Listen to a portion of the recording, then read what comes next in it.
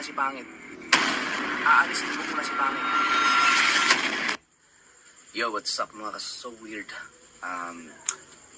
Malumana lang yung boses natin kasi alas 12 na ng ating gabi at tulog na yung mga kapitbahay natin. Una-una sa lahat, gusto ko lang pasalamat sa Panginoon sa mga blessings, lahat-lahat na. At syempre sa inyo, sa mga sumusuporta sa akin, lalo na sa challenge ngayon, yung Jackie Lou, gumawa ng content, paano kami magsipag. Yun yung galing namin na makikita ninyo, pero hindi kami nagpapagalingan sa isa't isa. Nagtutulungan pa nga kami. So ang target dito ay makagraduate ng 10,000 subscribers at $10,000.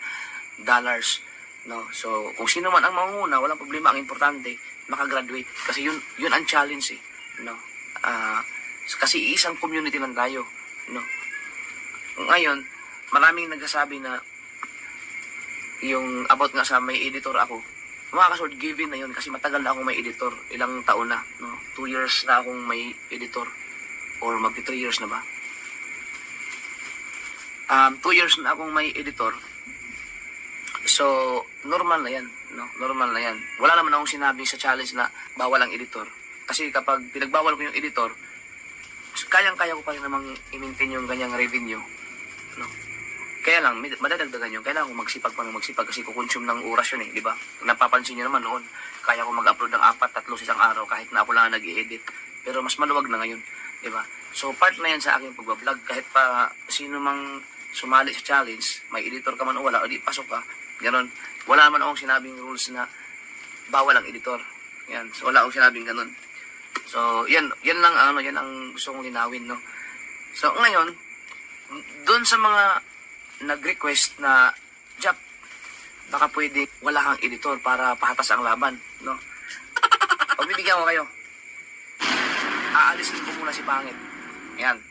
So 5 days pa lang naman eh. No? Aalisin ko si Pangit. Pero sa isang kondisyon. Lahat, kaso mangilan niya, 3 lang yata yung nabasa ko.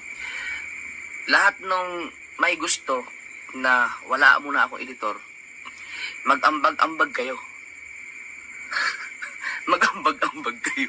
Bayaran nyo yung buong buwan ng September ni Pangit. 100,000. Bayaran nyo si Pangit. Tatanggalin ko siya muna siya. No, kasi nagtatrabaho. Empleyado ko yun eh. No, kapag wala akong editor, walang trabaho si Pangit. Paano yung kikitain niya? Di ba? So, yung kanyang YouTube channel, kakamonetize lang. Aabuti pa ng 3 months yun bago makasahod. O sige. Kung may gagawaan ng ganyan, sige, mag-ambag-ambag kayo. Yung mga gusto na wala akong editor, bigyan nyo ako ng 100,000, mag-ambag-ambag kayo. Tapos, ibigay nyo kay Pangit, mag-provide kayo ng 100,000. Sa sahod ni Pangit yan. Sige.